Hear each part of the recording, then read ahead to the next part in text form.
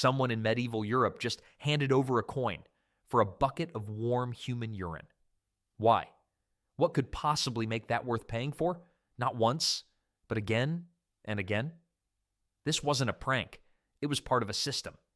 And the real reason behind it opens the door to a world far stranger and more unsettling than you'd ever expect. In the Middle Ages, human urine wasn't just waste, it was wealth.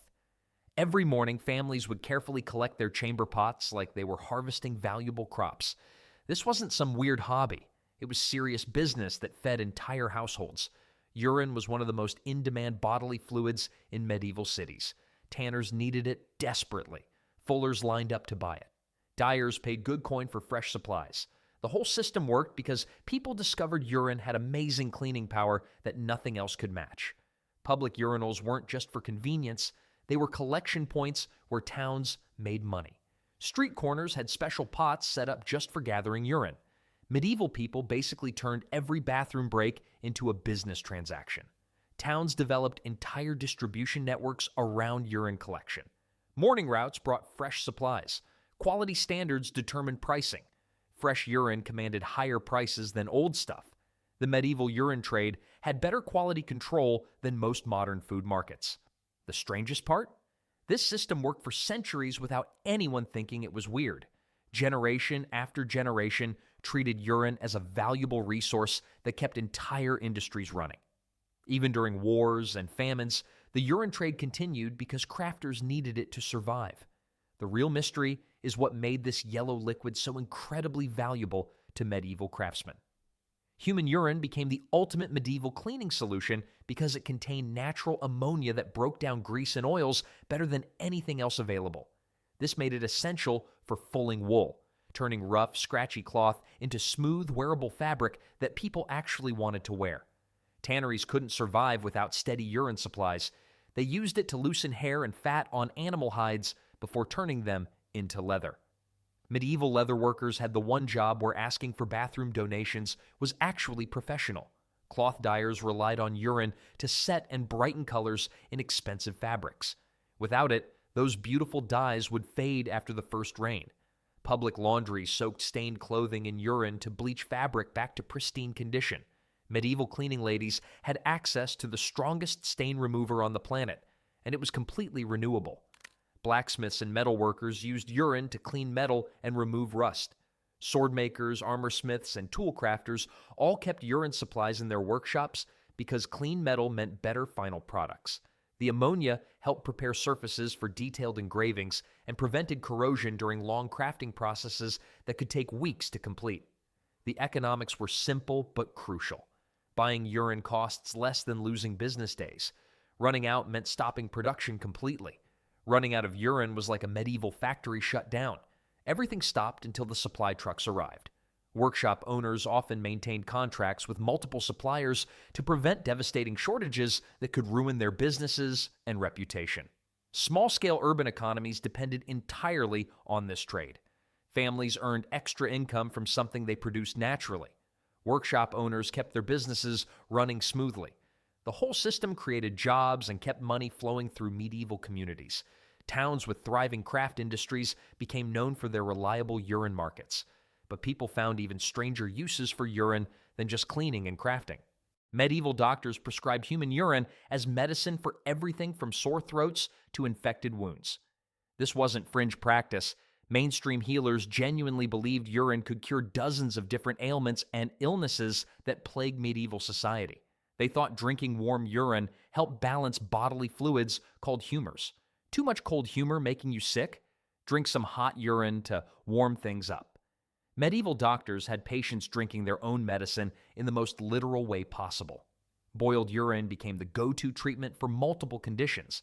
Doctors used it as wound wash, eye rinse, and ear drops. People applied urine directly to rashes and ulcers to disinfect them. The ammonia actually did help kill some bacteria, though medieval people had no idea why. They just knew infected wounds often healed faster with urine treatment than without any treatment at all. Some mothers gave their sick children urine when no herbs were available. Travelers sometimes drank their own urine in survival situations when water ran out. Medieval emergency medicine meant hoping your bladder was full when disaster struck. The quality of urine mattered enormously. Doctors considered urine from healthy young people most effective. Sick people's urine was considered contaminated. Medieval medicine had age restrictions on its most popular treatment, no elderly pee for serious conditions. Pregnant women's urine was thought especially powerful for certain female ailments, while children's urine was considered too weak for adult diseases. Medieval medical texts included detailed instructions for urine preparation with proper heating temperatures and mixing ratios.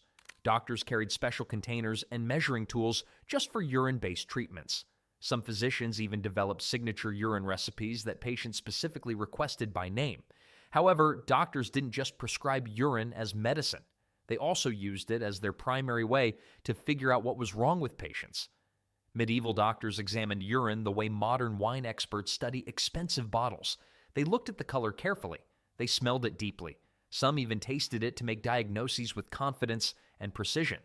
The whole process used a special tool called a matula, a fancy glass flask designed specifically for urine inspection. Doctors carried these during house calls like modern doctors carry stethoscopes. Medieval doctors were the only professionals who got paid to be urine connoisseurs. Uroscopy charts linked specific urine colors to particular illnesses. 20 different shades of yellow meant 20 different health conditions. Pale urine indicates weakness. Red urine suggested fever. The smell told doctors even more than color. These charts became so detailed that medical students spent months just memorizing color variations and their meanings. Sweet-smelling urine indicates diabetes. Strong ammonia scents meant one thing. Fruity odors meant something completely different. Medieval diagnostic medicine required a stronger stomach than most modern medical specialties. Taste was the final test. Doctors would actually sip patients' urine to confirm diagnoses. This worked for everyone from peasants to nobility. Even kings had to submit to the royal pee test, no exceptions for royalty when it came to medical diagnosis. Wealthy patients sometimes tried to bribe doctors to skip the tasting, but most physicians insisted on following proper diagnostic procedures regardless of social status or wealth. Some doctors became famous for their urine reading skills, diagnosing dozens of conditions from single samples. The practice was so common that people expected it whenever they called a doctor. Medical schools taught uroscopy as seriously as modern schools teach anatomy. But medical and industrial uses weren't the only ways medieval people put urine to work. Medieval people used human urine for personal hygiene and grooming in ways that would shock modern people. They rubbed it on their teeth to whiten them and treat gum infections.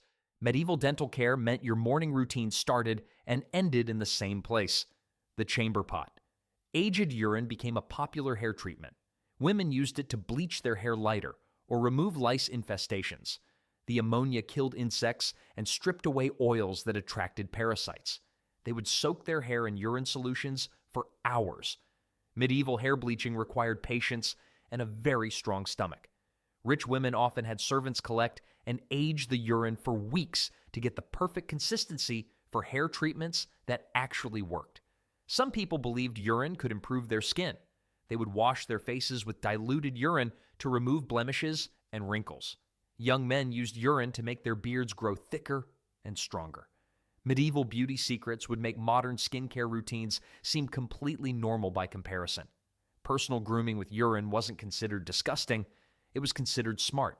People who couldn't afford expensive soaps used what they had available. Medieval people proved that effective beauty treatments don't always come in fancy packages. Even wealthy households kept urine for emergency cleaning when imported soaps ran out during trade disruptions. Some medieval people took urine use to an entirely different level that combined hygiene with something much more spiritual.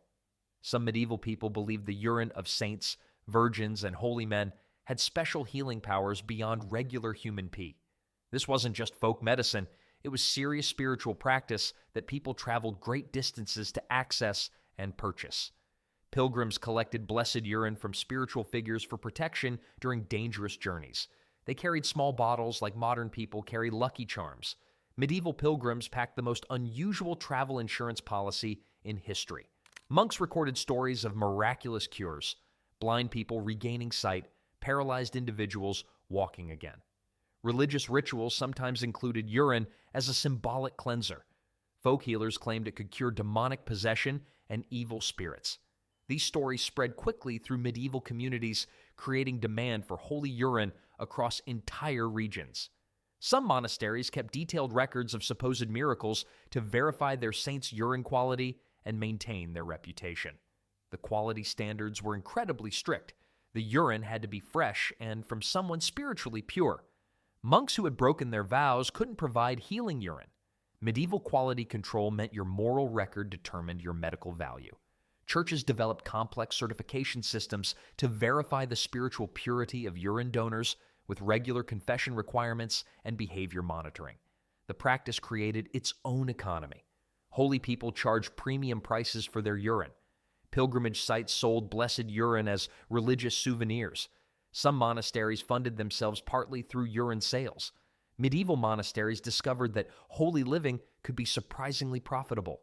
The most famous saints could command prices 10 times higher than regular medical urine, creating intense competition among religious communities for the most spiritually pure donors. Spiritual urine represented hope, healing, and divine intervention in an uncertain world.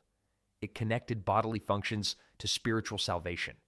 And that's how medieval people turned something everyone produces into liquid gold, medicine, cleaning supplies, and holy water all at once.